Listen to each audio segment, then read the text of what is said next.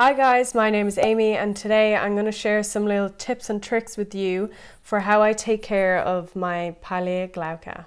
Mrs. Pilea Glauca. Isn't she beautiful? She's kind of facing one direction because I don't turn her enough. We had a long road to figuring out what she enjoys, what she likes, but we're here now and she's very happy and she's very kind of squiggly. Dog hair.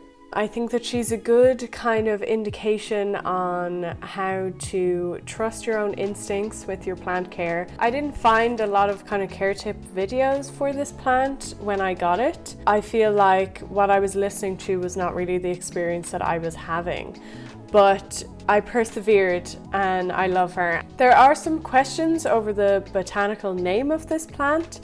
I did some research and I can't fully figure it out, but it seems that Pilea Glauca, the name, is not actually documented as a species. I don't know if this is just a species in the botanical world, the gardening, indoor plant, houseplant craze world. But anyway, she's here now. She has beautiful red stems. She has silver little leaves that are like baby tears, I guess. She's absolutely beautiful. In terms of soil, she likes it a bit well draining, but also with some good moisture retention.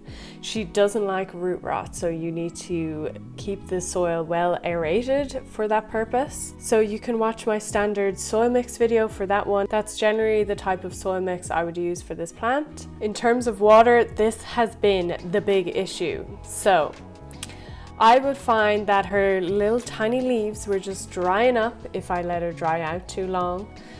She got a bit crispy, she lost a lot of her leaves. But also she seemed to have issues with root rot as well. So it was kind of going between both of those extremes when I was still figuring out how to care for her. But I have found that she does like to stay a little bit moist. She likes to dry out, but she doesn't want to stay dry. So the second I feel that the soil is getting quite dry, that's when I water her. And she seems pretty happy being on the moist side most of the time. That probably means that during the summer when I'm filming this, I water her about once a week. In terms of light, I have her in quite a bright spot. I would imagine that this plant does get quite leggy if not given enough light, just from what I can see the way that she grows. So I have her in quite a bright spot near a southeast facing window about 1 meter back, and she seems very happy with that. It might be even more light than she requires, but she seems very happy with it. Because the leaves are so thin, I feel like she wouldn't like very direct, harsh sunlight in the evening, so keep that in mind. That's just something I'm guessing. I don't really get some harsh sun here, it depends where you live, but in Ireland our sun is rarely harsh. Never experienced any pests on this plant, which is obviously why I love her so much.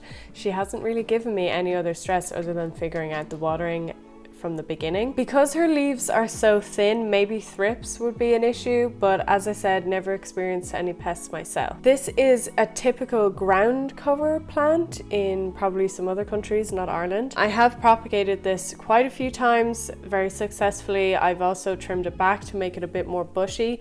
I'll probably do that again soon because I love how bushy she is at the top here. So yeah, very easy to propagate. Kind of reminds me of propagating string of hearts, to be honest. In terms of flowers, I've never had her flower indoors for me. I've had it about 1 year now, so it probably should have flowered.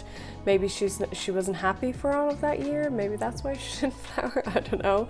I hope that she does flower for me in the future, but who knows? I don't know if this is meant to flower indoors or not. Flowers are pretty cute. I believe that they have like an explosive seed dispersal, so their kind of seed pods just burst and explode, which is super cool. Fertilizer, just standard. I fertilize every 2 weeks in the summer months with an organic fertilizer. If you're using a synthetic fertilizer, I would dilute to half of the strength that's recommended on the bottle, just so you don't burn the leaves of the plant. Sometimes synthetic fertilizers can be a lot harsher on plants. She seems pretty happy with that frequency. I think that she's a super cute plant to have. I will keep trimming her back to make her more bushy, but I can't wait until she's really established and she starts to hang over the pot. I just think that this plant is absolutely beautiful. I also love love silver foliage. I'm very attracted to silver foliage plants for some strange reason. So those are my care tips for Mrs. Pilea Glauca. Let me know if you struggle with this plant too in the beginning, and how did that end up.